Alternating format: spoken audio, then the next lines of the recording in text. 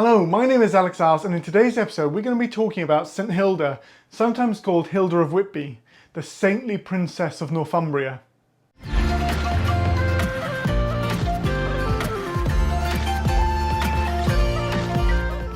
Welcome back.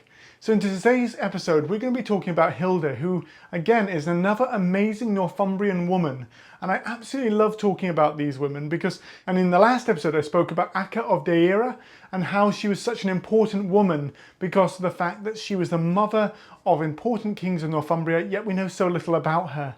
Hilda we know a lot more about, and again the main sources are Bede's ecclesiastical history and alongside that as well the life of St Hilda. So if you like the sound of that and you like the early medieval period, you like learning about these amazing characters, please do subscribe now, and why don't we jump right in and start talking about Hilda. So Hilda, again, we're looking at the early medieval kingdom of Deira, and we start again with Ella, who is the king of Deira.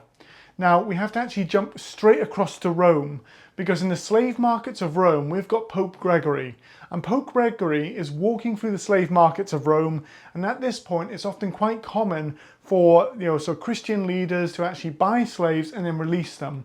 We see it with St Aidan and other saints as well. And he sees a group of blonde-haired people, and he says, "Who are these people here?" And his attendants say, "They are Angles."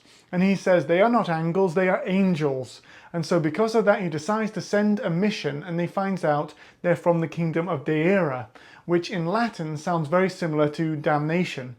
And so he says, "They are not Angles from Deira, they are angels, and therefore I am going to save them." And so he sees them in the slave market in Rome, he purchases them, and he finds out they're from a kingdom called Deira. And so because of that, he decides to send a mission to Deira, but the mission instead goes to Kent, probably for very political reasons, because the kingdom, which was in the modern-day country of France, Francia, was very closely connected to Kent, and so the king of Francia probably wanted a Catholic mission to go there and then to stabilize that as well. So we see the Gregorian mission goes to Kent, and then we start seeing this expansion of Christianity within England, or the area which we now call England today. Now around this period, Herrick has actually grown up as an exile because his father has had to leave Deira because of the fact it's been taken over by the king Aelfrith. So when it's been taken over by him, they're living in the neighbouring kingdom of West Yorkshire, Elmet. Now what happens is that Herrick is living there as well. He's probably grown up in exile, and he is actually poisoned by King Cetric, who is the king of Elmet, probably under pressure from Aelfrith. And so because of that, he then has him, Aelfrith then has him poisoned, and what happens is just before he's poisoned, Hilda's mother actually gets a vision. And when she gets a vision, she is having a dream, and when she's having this dream, she's searching for her husband and she can't find him. But inside her own garments, she finds a beautiful jewel, and she brings the jewel out from her garments and it illuminates the whole of England. And so when it illuminates the whole of England, this is actually a prophecy about Hilda and how she is going to illuminate the British Isles with her teaching and her Christian message. Again, this is recorded in the Venerable Bede in the ecclesiastical history, so it's got a very strong Christian tint to it, and it's telling a story about the Christianization of the Anglo-Saxons and the expansion of the Christian message. So you have to understand this. But again, visions, dreams, things like that we today see as quite normal, and the processing of underlying thoughts were often seen as far more spiritual in the past. And so you've got to take that as a sort of an understanding of the two sides of this, obviously, with dreams and visions and all of that. So following on from that, she then grows up, and her uncle Edwin kills Aelfrith in battle and becomes king of Northumbria from 616 AD right the way to 332 or 333. It's a little bit hard to tell. So when he then becomes king of Northumbria, him and his household are baptized in York, and Hilda, at 13 years old, is actually baptized in York alongside the rest of her family, including her older sister Herreswith. So Herreswith is also baptized, and she goes on to become the Queen of the East Angles. So you've got to see there's a family connections as well, and political marriages and connections all through it. So she is then baptized, and for 19 years, Bede tells us that she lives a secular life.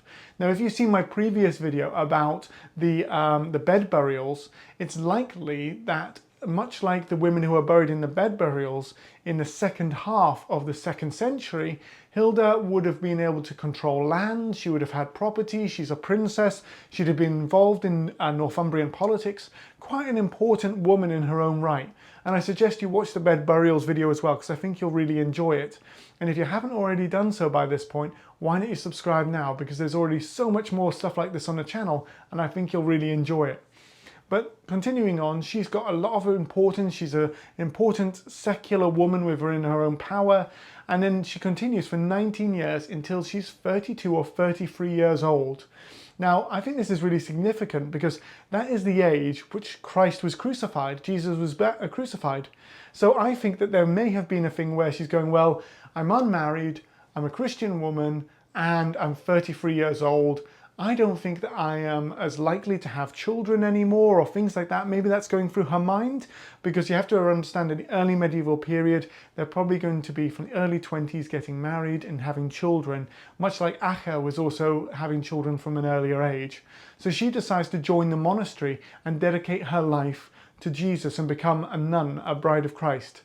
And so she follows her sister, she goes down to East Anglia, and she wants to follow her sister, who, after her husband's death, went to Caen in France and joined the monastery there. So when she does that, she's in East Anglia, and Aidan, who is the saint of Northumbria, she is a leading bishop of Lindisfarne and a very important influential person within the Northumbrian kingdom. He calls her back and says, come back to Northumbria. And so she comes back and he gives her one hide of land on the north of the River Wear. And she lives on this parcel of land on the north of the River Wear until 654, when she sets up Hartlepool. And so when she sets up Hartlepool, her and her disciples are living there, and they set up a nunnery and a monastery, and that's starting to go really well. And for 8 years, she establishes a rule of law, which is where basically they have a Christian way of living, likely based on the way of St. Columba, because Aidan was obviously Irish, and so he had come from Iona, and at Iona they followed the rule of St. Columba, so they probably had that in Northumbria as well. Maybe with some Anglo-Saxon flavour, but they were living in Hartlepool following the way of St. Columba in that area for 8 years. And when they're doing that for 8 years, that's going really well, and it's developing as it goes.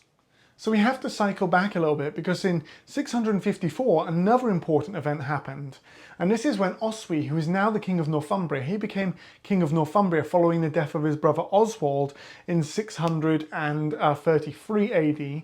So he's been king of Northumbria for a while now. He dedicates his daughter to God, because he says, if I win a battle against Penda, who is the king of the Midlands, my daughter will be dedicated to God and will live her life out in a monastery. So Ethelfleda, who is his daughter, is then dedicated by him, Oswy, and his wife Enfleda, and from there they know that she is going to become a nun. So she is then put under the responsibility of Hilda, and Hilda is then looking after this young girl. And you can see how this royal princess is now responsible for this young girl. But also she's related, because Enfleda, Oswy's wife, is Edwin's daughter. And so when she's Edwin's daughter, that makes her Hilda's great cousin, and therefore Ethelfleda is her great cousin. So you've got these family connections of two princesses who are in a monastery, and she's looking after her great cousin. So again, it's all family connections, and maybe the kings of Northumbria, even though they are very pious Christians, are also seeing this as a way of putting their family members in positions of power inside monasteries and nunneries, and there's a lot of influence and control involved in this as well. It's not as pious as necessarily as you could possibly believe otherwise. Then 2 years later, in 657, Hilda is granted 10 hides of land at Stenishall, which is called the Bay of Lights, or the Bay of Lighthouses, and you'd know it better today by the name of Whitby.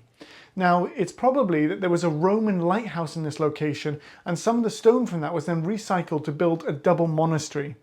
Now, I'm going to cycle back again. A hide is enough land for a family to live on. So 10 hides is obviously enough for 10 families. So we're seeing a large amount of land is being given to the monastery, and it's important that it's a double monastery as well, which means that the abbess who's running it, Hilda, is now this really important woman, because she is controlling a monastery of both men and women. And this actually comes from Jesus' crucifixion on the cross, where Jesus turns to his disciple John and he says, "Behold your mother." And he turns to his own mother and he says, "Woman, behold your son."